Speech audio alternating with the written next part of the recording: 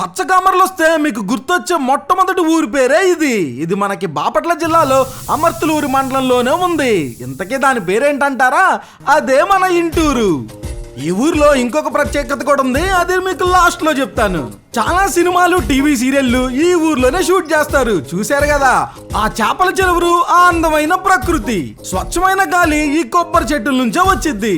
చుట్టూతో పొలాలతో నిండిపోయే ఈ ఊరు వర్షాకాలంలో సినిమా రేంజ్ లో ఉంటది అంతే.